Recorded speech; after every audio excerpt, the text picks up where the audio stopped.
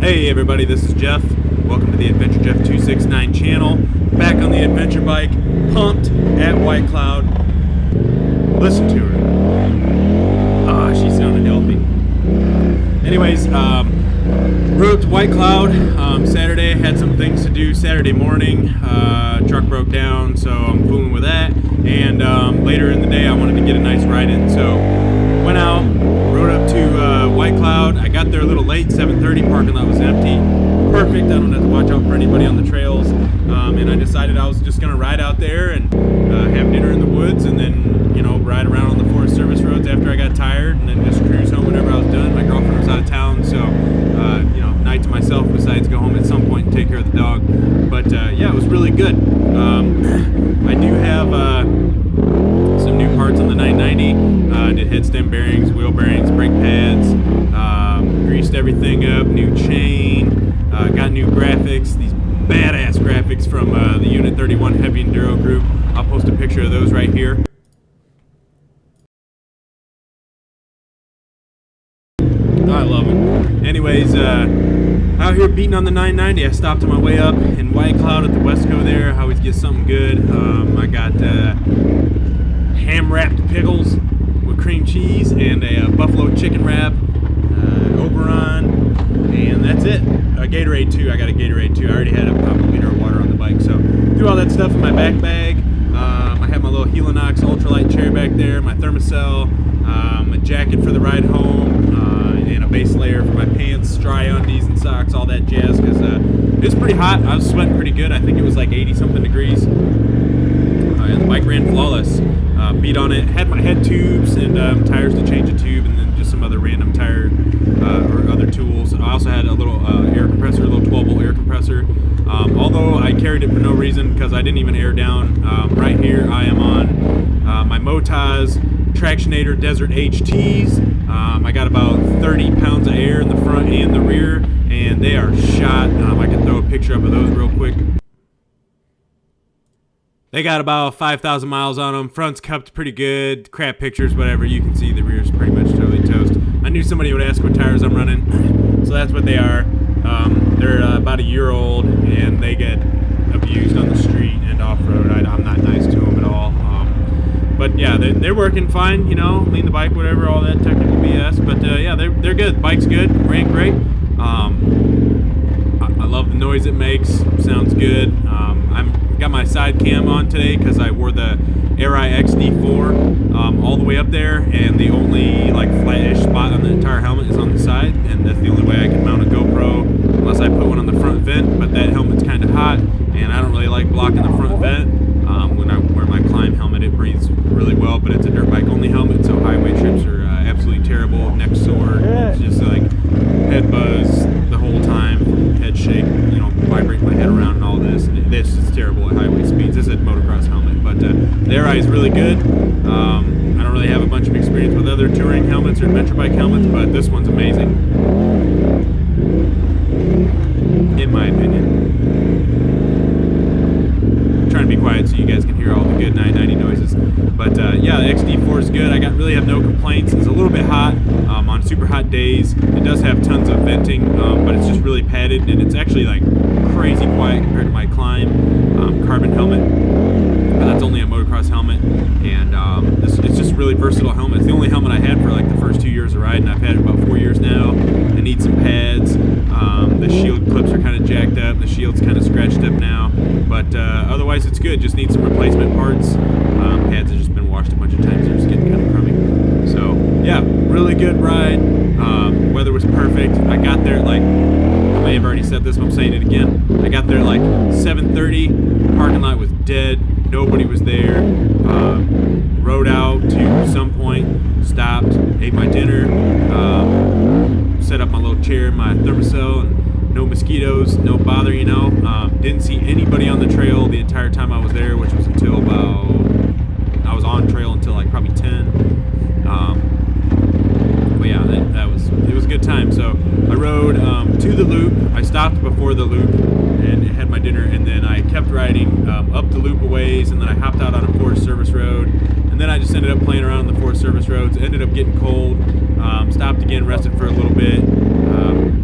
threw my jacket on, changed my undies and everything to dry clothes, base layer and all that, and then I cruised home. Got home about 1 in the morning, just ripping down 131. Just really fun day. A little chilly at night, not too bad. Thank God I brought my jacket. That really helped a ton. And just overall, really great ride. So hope you guys enjoy this video. If you got any questions on the 990, let me know. I'm going to be putting up a lot more adventure bike riding type stuff. Just because it's fun to take a big bike like this with bags. I got my rear soft bags. I got the giant loot, Great Basin setup back there. And I just had an absolute riot the entire ride. It's fun to take these big bikes off-road, so kind of a little shakedown test. After I got the bike all back together, I'll probably throw some new tires on it, and then I'll just be doing some camping ride stuff. So yeah, if you guys have questions, let me know. Like I said, trying to get back to the adventure bike stuff, Adventure Jeff, blah, blah, blah. Shout out to Unit 31 and Heavy Enduro. They jumped through some hoops to get these graphics over here. I don't think they normally sell them here. Communicated with me on email. Super timely responses. Product shipped, showed up exactly as described. Really nice, really happy with the way it turned out. My first graphics setup. And I'm gonna give you guys a little breakdown of my lights here because people always ask about it. Got some lights on. People always ask about my light setup. So it's a black oak 60-watt LED bar. I've never had any like water intrusion issues. I pressure wash right on it. It's great. And then I just have like some cheap rock lights. I think they're like 3 watts each, and there's 2, so a lot of times when I'm setting up camp, I'll run those. I can run them with the like without the key. I'll just leave the bike off and run those. I got the lithium-ion battery. It does pretty well, and it's plenty of light to like set up camp. Typically, I leave all this off and I just run these. So yeah, there it is. Gonna go out, do some riding. We rode up to this point, and then I had dinner, and then we're gonna get out of here. Rottweiler tail tidy there, looking good. And we'll just get going.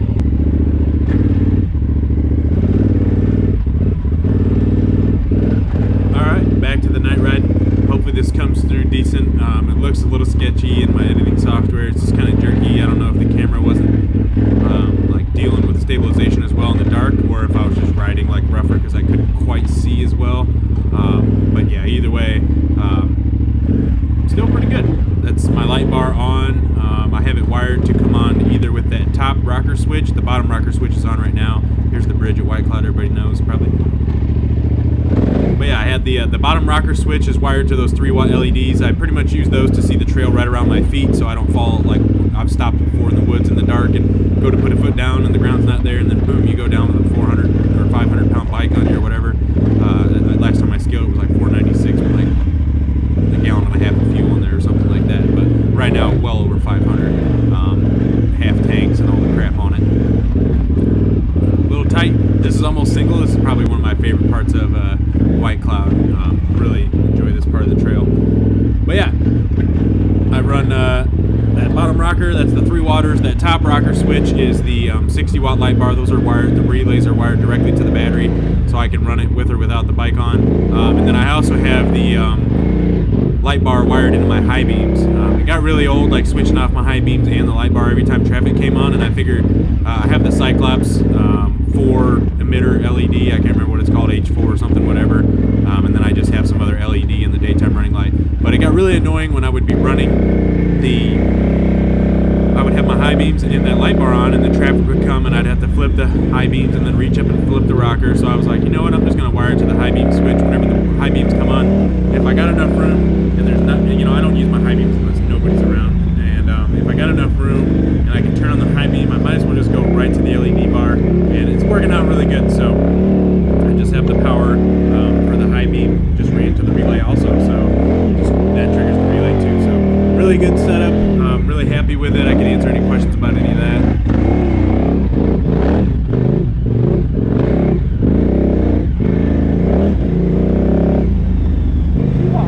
Yeah, she's making all the good noises. Pretty good night ride. Just wanted to make sure all the gear worked. Everything's still solid. It's a black oak LED. Bought it, 2 years ago probably. Made my own little aluminum mounts, and it's been killing it. So here goes, everybody.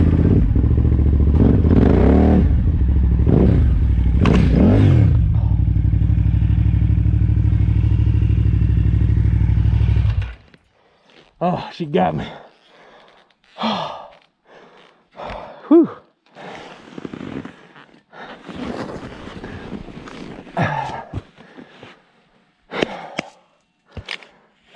She got me breathing.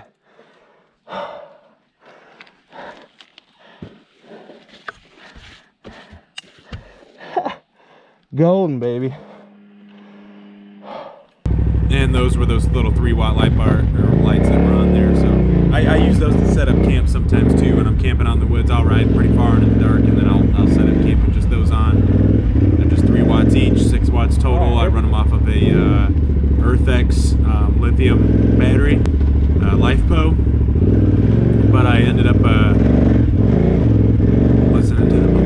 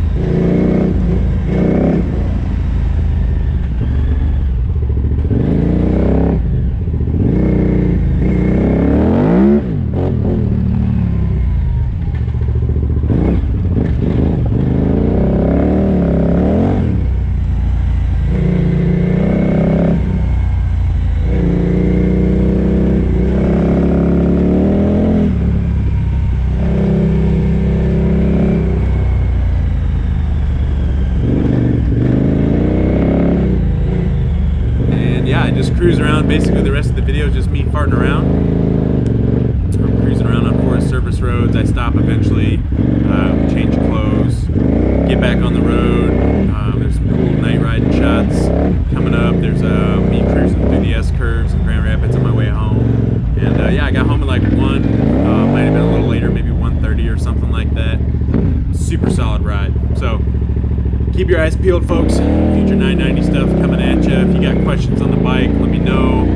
I still got the YZ. Don't know how much I'll be riding it this summer. I really only bought those lighter bikes, my 450, the 990, to learn how to ride this bike off-road. I kind of wanted to do it all bike, but I just didn't know how to ride it in the sand or anything yet. And I was just getting back into riding. I got the small bikes, kind of figured that out, at least enough to be able to get myself around and not in too much trouble. And yeah, I just go out and beat on her now. She needs some tires, and probably gonna start maybe riding some single track on it. I'll ride somewhere at camp, hide all my camp gear, drop a GPS pin, go ride the trails as light as I can possibly be, and then I'll come back and pick up my gear later. That's kind of been the MO for the 990. So yeah, let me know if you guys got questions. Thanks for watching. Really enjoy making these adventure bike videos.